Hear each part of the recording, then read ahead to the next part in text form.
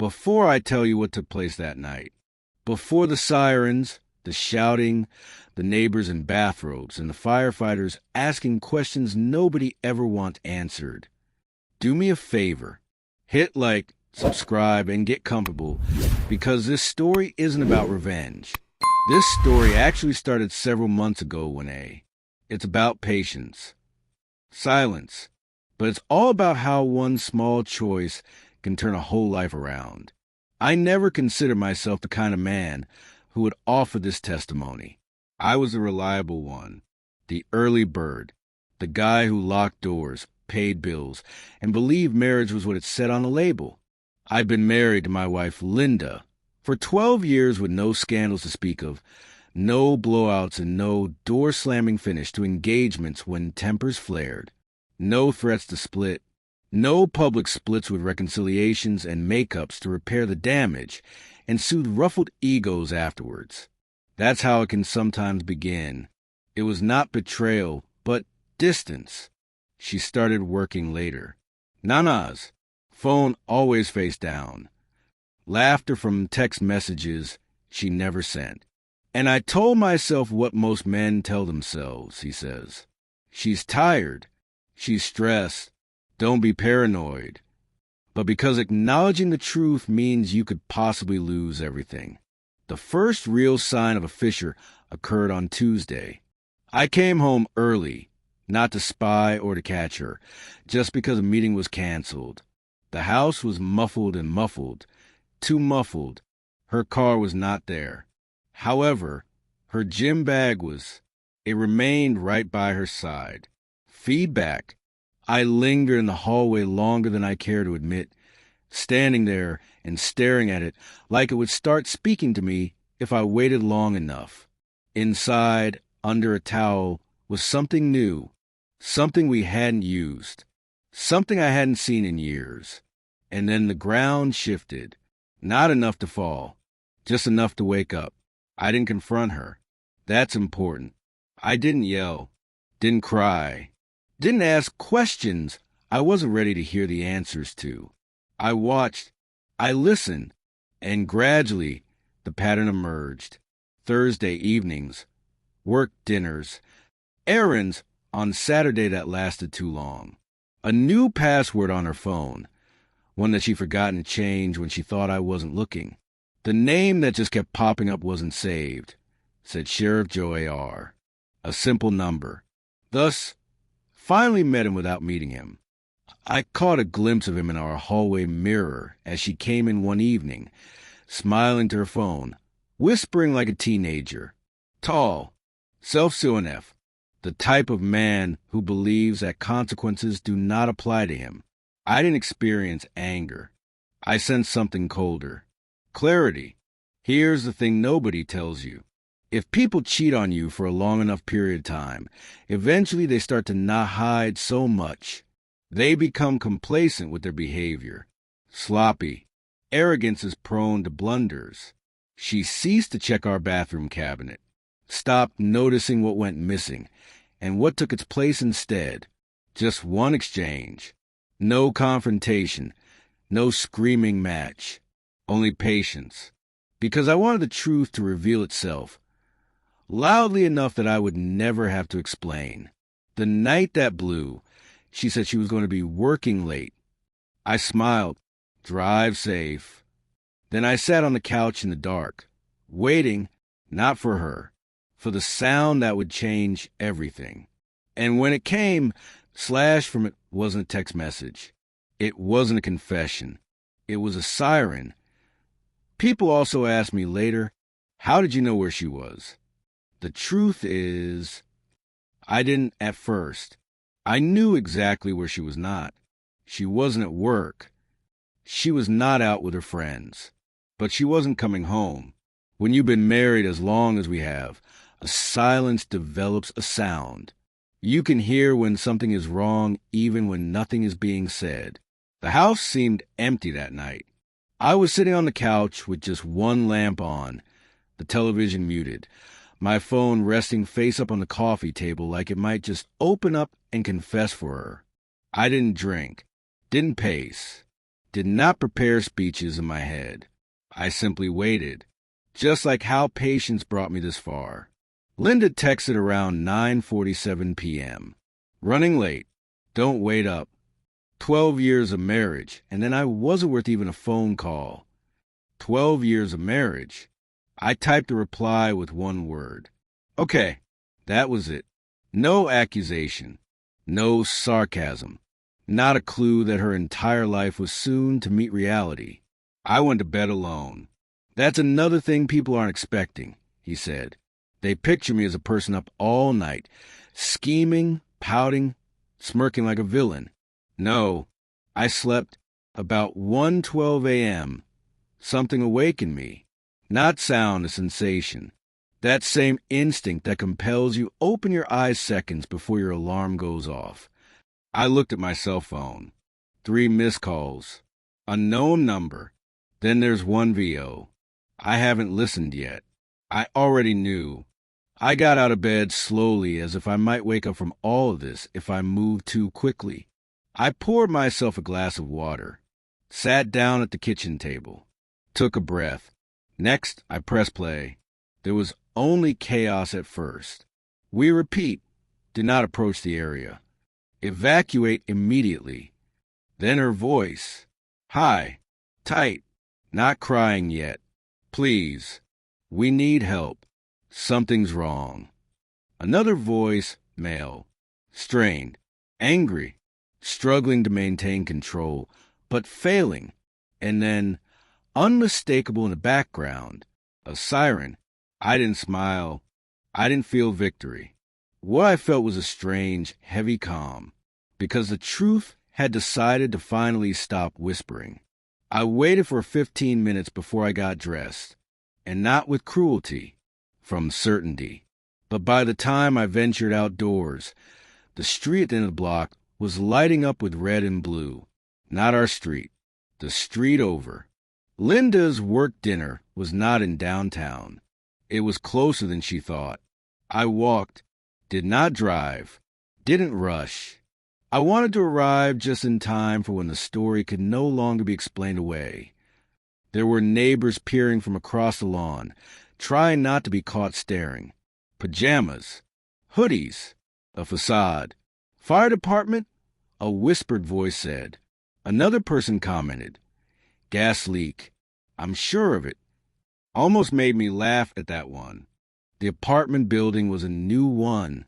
It was modern. It was clean. A place you rented when you wanted your real life separated from your not-so-real life.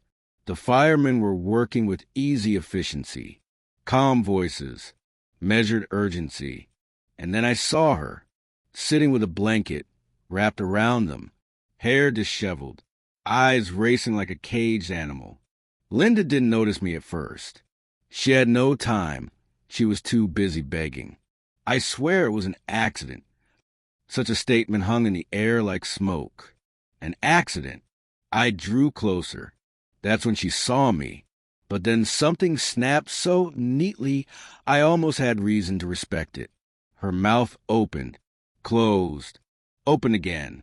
There was no sound. One of the firefighters looked at me.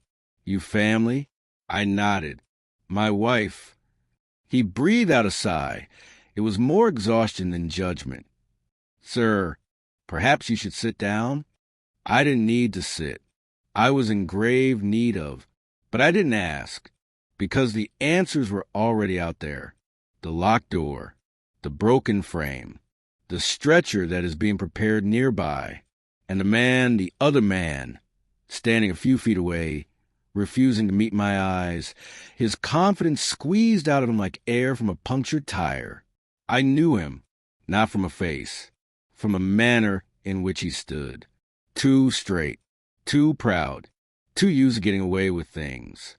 The kind of man who borrows other people's lives and calls it freedom. Linda finally found her voice. Why are you here? This was the question. Rather, I'm sorry, not please forgive me. Just a panic that witnesses knew her secret. I glanced at her as if you look at a stranger who knows your name. I live nearby, I said, which was true, and not nearly enough. The firefighter returned, clipboard in hand. That's what happens when truthful lies trip over themselves. I kept quiet while Linda was speaking. She muddled through with half-truths, skirted around details, struggled to. The other man spoke less than him, and the silence between them was deafening. Finally, the firefighter turned to me once again. "Sir, do you know what might have caused this?" I paused, measured the room. Then I said, calmly and distinctly, "I believe it was a mistake." Linda's eyes locked with mine. Pure terror. Because she knew. She finally knew by the time the second wave of firefighters arrived. The situation had turned surreal. Neighbors were gathered, pressing their faces against windows, their cell phones raised high like surveillance cameras. One could sense the electric charge in the air, like pre-storm static. And in all of it, I kept my calm. Ridiculously so. They always assume the person left behind, the cheated-on spouse, is the one that loses control. But in reality, the person waiting, watching, allowing the world to play out as it will, that person holds all the power. Linda was bundled up in her blanket, her hair mussed and her eyes wide open, her face beet red from embarrassment and fright. She had no idea how her secret life had crossed over into her real life. The man, I had not said a word to him yet, but I did not need to. A man can be read like a book if a woman has been married long enough to recognize the signs of deception in action. This man's position, the shake in his hands, the shallow breaths, none of it hinted at the absence of confidence that now seemed to have vanished. "Sir, can you step back? We need to make sure the area is safe before proceeding," said a firefighter who approached me cautiously. I nodded slowly, not out of intimidation, but so he could see me standing there, composed, a calm face in a sea of chaos. Linda noticed. She turned her gaze on me, and something almost like hope, or maybe just a silent appeal for something, not fully formed, was sparkling behind her eyes. She didn't realize yet that hope had nothing to do with me this evening. The voice of the dispatcher crackled on a walkie-talkie from offstage. "Command, we have confirmed. The door is bonded." Yes, they're indeed bonded together. The firefighters on the ground can't split.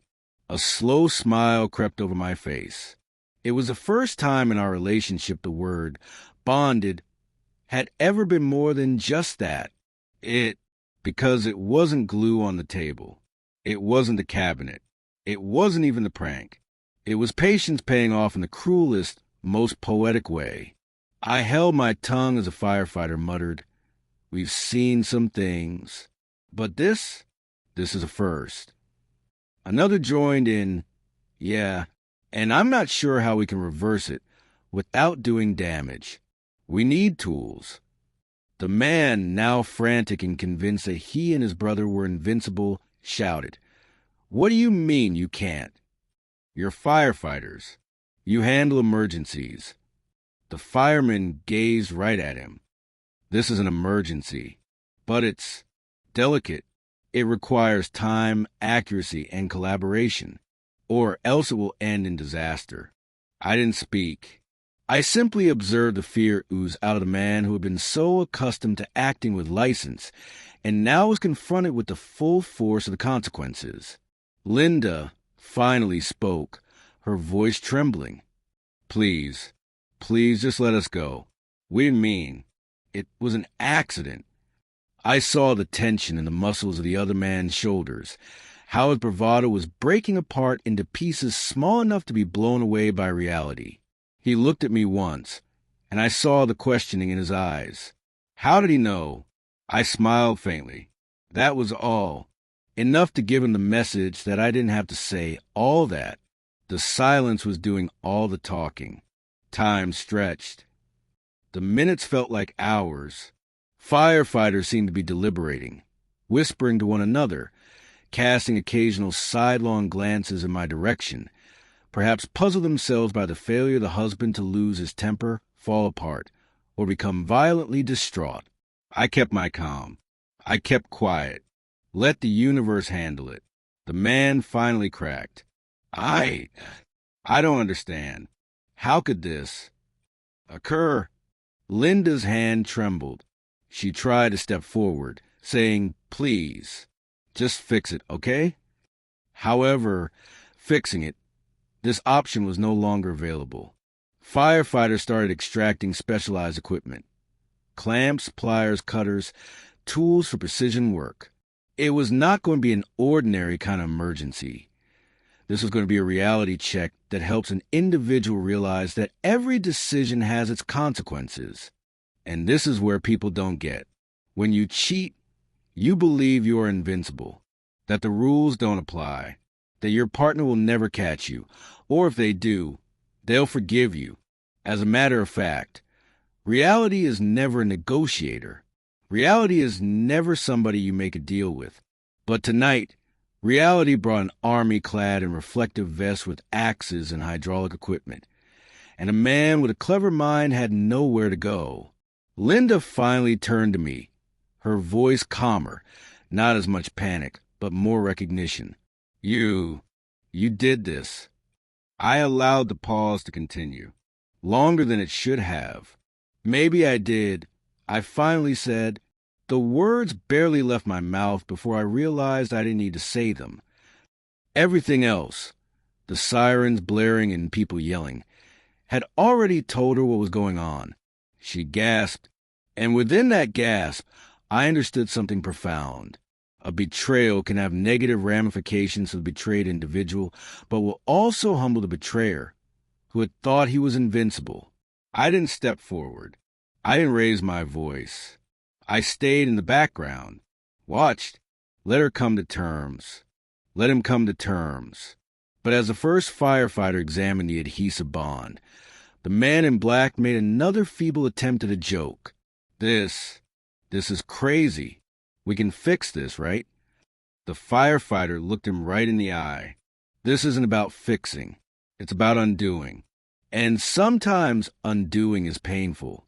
I leaned back against the wall, folded my arms, and simply observing, because tonight wasn't about punishment. It was about revelation. And revelation always comes at the perfect time. The minutes crawled by. The tools clawed and groaned. The man's anger mounted, his pride simmering down with each sound of pressure, each pull, each deliberate and painstaking effort to work himself free from his own making. Linda whispered apologies. I was silent, allowing her words to fill the air, to resonate in the silence. And finally, after what seemed like an eternity, but was probably more like 30 minutes, the first separation took place. Gentle, delicate, almost ceremonial-like motion. They were free, technically, but something had changed. Something deep. The arrogance, the bravado, the belief they could shape the world to their whim. All gone now. I stood there silently, composed, calm, just like the fact is, the actual victory was not the glue. It was not the firefighters. It was not, in fact, the panic.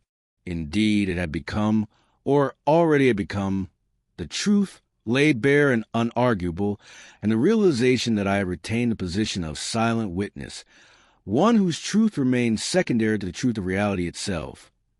After being separated by the firefighters, there was a surreal scene.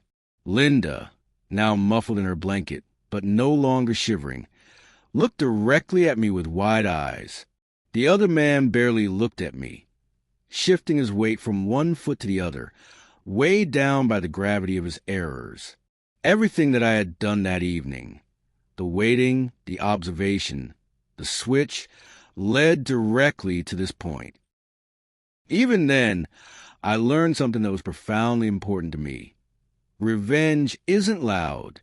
It doesn't shout and lunge in hate. Thank God for that. The firemen, exhausted but very professional, were beginning to pack up. One of them looked at me with a cautious glance, a questioning glance that says, Are you going to blow up now? I didn't, because I had nothing to prove. Linda broke the silence, her voice no more than a whisper. I don't know what to say. I shook my head in a slow motion. There's no need to say anything. Actions have already spoken louder than words tonight. There were tears in her eyes. This time not of fear, perhaps of realization. The man beside her was defeated. A mere shadow of the man he had seen before. We walked out of the apartment side by side, not hand in hand. Certainly not as a couple anymore, but side by side, like people who had weathered a storm. The neighbors were whispering, staring. I ignored them. What had just occurred was private and personal and final. The man, finally recovering a kind of composure, murmured something barely intelligible. I can explain. How could you do that, Elisabetta? He asked, his voice soft, his words filled with a mix of concern and curiosity. Because you asked for my... I returned to my car and sat for a moment before starting the engine. I thought of what had occurred.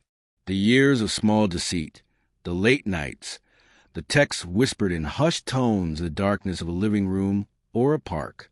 The easy secrets kept behind the masks of warm smiles.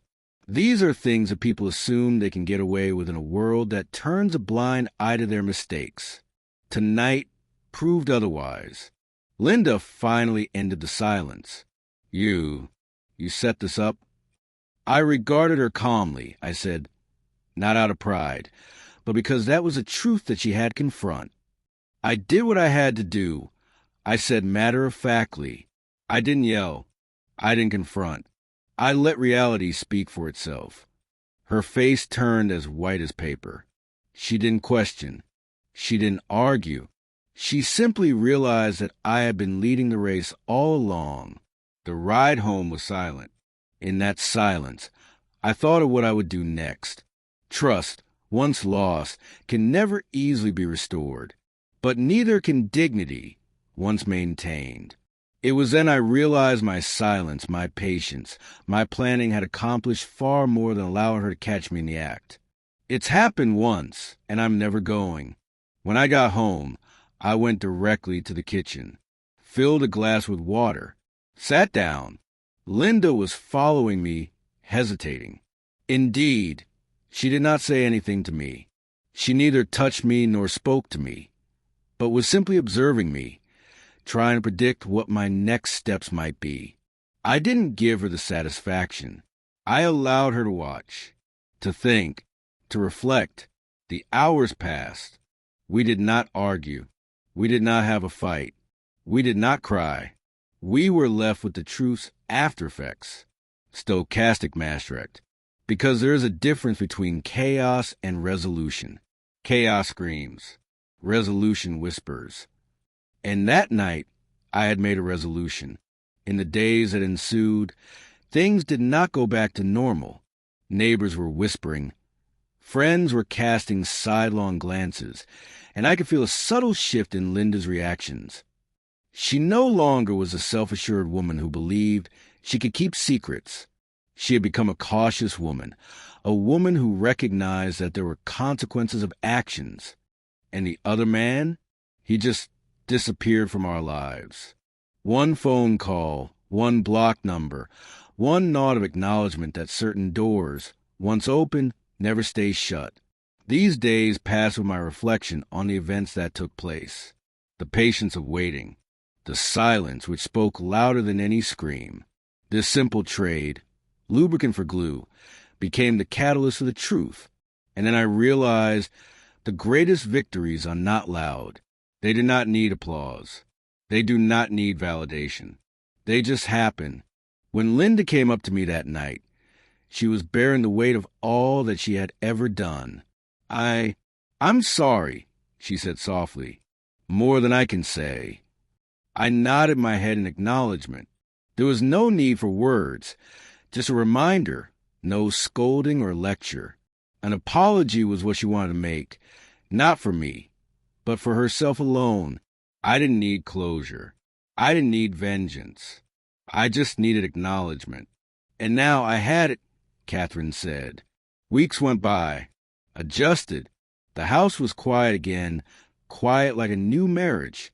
Only this quiet was not like that innocence, not like that childlike ignorance. This quiet held knowledge. Linda ceased hiding behind excuses and lies. She ceased thinking that she had the right to act without repercussions. This, she had learned the hard way. And I had learned something too. Patience is a stronger mate than anger. Silence is a sharper than a tongue. Going along with reality is often the most effective course of all. I remember one night sitting alone in my living room, reflecting on the story I had just lived. How easily the power of patience is underestimated by people. How quickly they mistake quiet for weakness. The last thing they will realize is that the quietest individual in the room holds all the power. I smiled not in triumph, but in understanding, as I realized, because now I knew that truth has a voice louder than lies, and timing has a way of revealing everything. And for anyone watching this, remember, he began, sometimes the best revenge is not a shout. It's a whisper, a wait, a calculated move that lets the world do its part. Linda and I never went back to normal. We never pretended that nothing happened, but we made it. We existed in the world of what happened after truth. And I walked away with the knowledge that patience, observation, and a rational mind will always win out over trickery. So here's the takeaway. If you find yourself let down by, if someone you trust has made decisions that damage your peace, don't try to change them oftentimes you do not need to get into one. You don't always need anger. At times, you need silence, strategy, and the ability to just let reality happen. The loudest voice in the room may not always be the one yelling. It's the one with their back to the camera, always in control. If you enjoyed this video and want to hear real-life stories of betrayal, waiting, and winning big without saying a word, then like this video, subscribe, and the bell notification icon. Because on this platform, on Uncle Ray Narrates, we not only tell stories, we reveal truths. And remember, the quietest man in the room can often be the one writing history.